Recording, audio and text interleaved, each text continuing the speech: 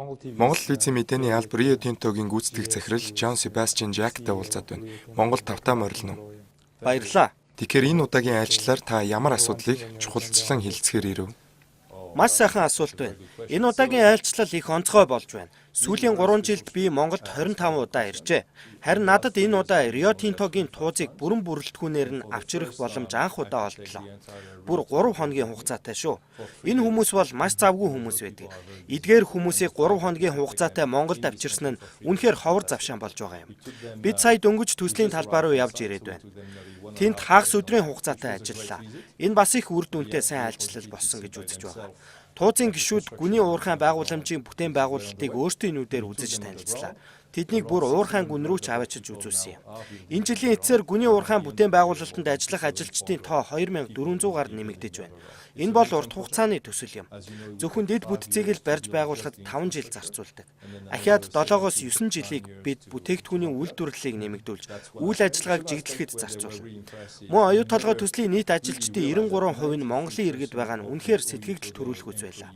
Үүнээс ч илүү нэг зүйл бол төслийн инженеруудын 70%-аас илүү нь Монгол мэргэжилтнүүд байна. Үүнийг харахад үнэхээр сайхан байлаа. Их үр дүнтэй сайн айлчлал болж байна. Та Монголын шинэ засгийн газар Rio Tinto Group-ийн одоогийн харилцааг өмнөх засгийн газартай харьцуулахад ямар байна гэж дүгнэх вэ? Та саяхан ерөнхий сайдтай уулзсан гэсэн.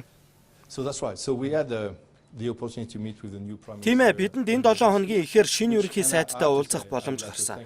Ерөнхий сайдыг хэдий завгүйч бидэнтэй уулзахад 1 цагийн зав гаргасанд би хувьдаа их талархаж байгаа. Бид оюу толгой төслийн асуудлаар 1 цагийн хугацаатай их нээлттэй ярилцаж чадсан. Бид уулзалтанд Rio Tinto-гийн захирлуудын зөвлөлийн дарга Jan Du Plessis хамт очсон юм. Бид ерөнхий сайдад төслийн явц, гүний уурхайн барилга бүтээн байгуулалтын ажил дуусах хугацааны талаар мэдээлэл өгсөн. Мөн худалдан авалтын ажиллагааны талаар ч ярилцлаа. Үүний дараа уулзалтын сүүлх хэсэгт бид Монгол ажилчдыг хэрхэн чадваржуулах, үүний тулд авах шаардлагатай арга хэмжээнүүдийн талаар ч ярилцсан болно. Учир нь оюу толгой төсөл бол 75-аас 200 жилийн хугацаатай хэрэгжих төсөл шүү дээ. Бидэнд өндөр чадвартай ажилтнууд хэрэгтэй. Энэ ажилч мөн хэрэгжиж байгаа. Бид маш олон ажилтнуудаа Америк, Австрали болон Монголд сурган бэлдэж байна. Үндсэндээ л ерөнхий сайдтай бид төслийн одоогийн явц цаашид хэрхэн урагшлах талаар маш нээлттэй ярилцаж чадсан гэхэд болно. Where we are today and how we're going to take this project forward.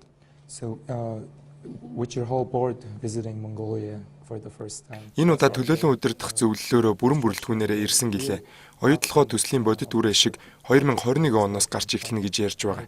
Та Монголын эдийн засаг хүнд хэцүү байгаа энэ цаг үед Rio Tinto-гоос хийгдэх ажлуудын талаар тайлбарлаж өгөөч. How would you describe the commitment of Rio Tinto to Mongolia given the economic hardship that the country is facing right now? Гүний уурхай бол бидний хувьд нэн тэргуунд эхлүүлэх шаардлагатай том ажил байна. Түрүүн би хийсэн. Дэд бүтцийг байгуулахад 5 жил шаардлагатай. Үүний дараа гарцыг нэмэгдүүлэх, үйл ажиллагааг жигдлэхэд 7-оос 9 жил шаардлагатай. Энэ бол бидний энэ цаг үед хийхээр зүтгэж байгаа гол ажил мөн.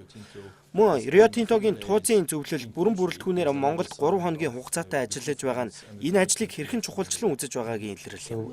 Last November we have seen from Financial Times and Өнгөрсөн 11 сард олон улсын зарим томоохон их сурвалжууд Монголын засгийн газар Rio Tinto-той хилэлцээрт орж 34% хувьцаагаа санал болгож магадгүй гэж бичиж байсан. Энэ асуудал үргэлжлэх үү? Rio Tinto компани төслийг 100% эзэмших тал дээр та ямар байр суурьтай байгаа вэ?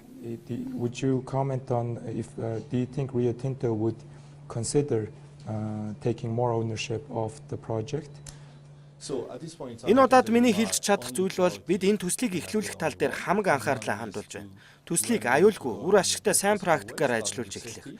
Оюу толгой төслийн 80% нь гүний уурхай юм.